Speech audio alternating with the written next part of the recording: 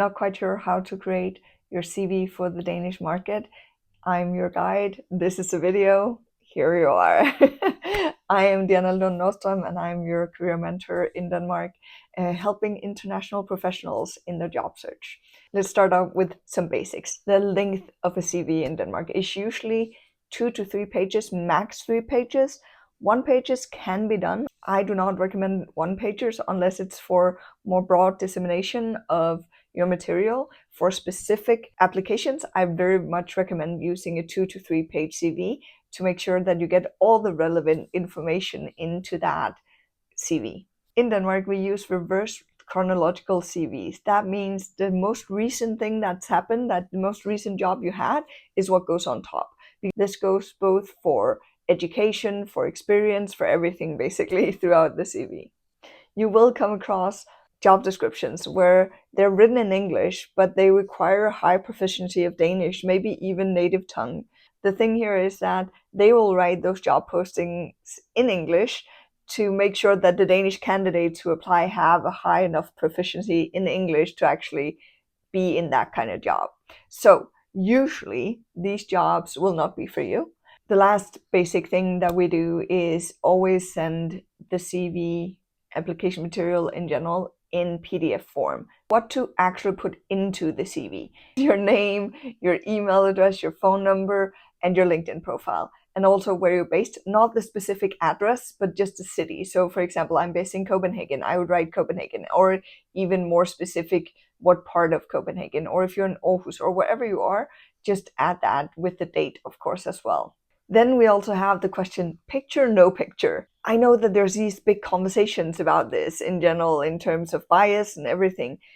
The last research I saw on this in Denmark was that about 80% of Danish companies still prefer to have a picture. So my advice on this is, unless they specifically ask you not to have a photo, put on a photo. Let me know in the comments, what is it that you were struggling with in your job search here in Denmark?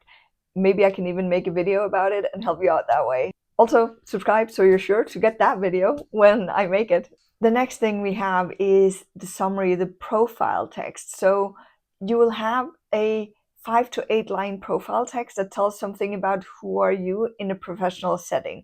This is like, I've always worked with this and this and this, and I think it's amazing, and this is great because that means I have experience for this specific job with you in this company. So this is a mix between your background, what is it that you're excited about, what is it that you have experience in that's relevant for the company that you're applying for. So it can be a really good idea in this text already to mention the company, mention the specific position that you're applying for, and also maybe highlight the core skills you have that are relevant for this position. If there is no cover letter required for this position, you can make this section a little bit longer. Going into the work experience, this is like a controversial topic apparently. But what that means is I see a lot of people who are like, well, I can't change what I can't write that any differently than I do because my work experience is my work experience. And you're totally right. Your work experience is your work experience, but you can formulate it differently. So if you're applying for one job, you're looking at what in my previous experience is relevant for this specific job. Then when you're applying for another job, it might be different experience from the same job you had, but it's different experience that's actually relevant for this job.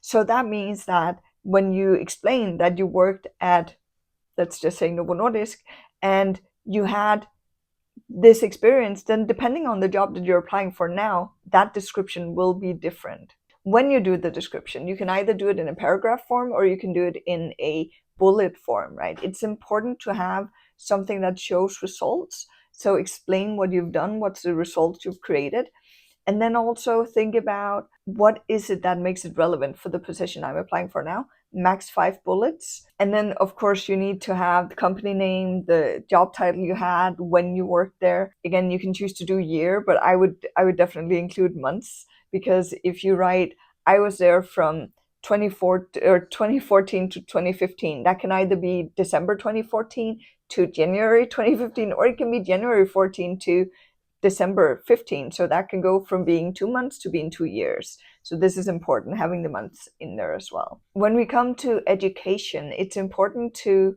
remember the same as with the experience. Only put in what's relevant, right? So you don't need to say, oh, I did all of these courses. Take out the things that were actually relevant for what you're applying for now.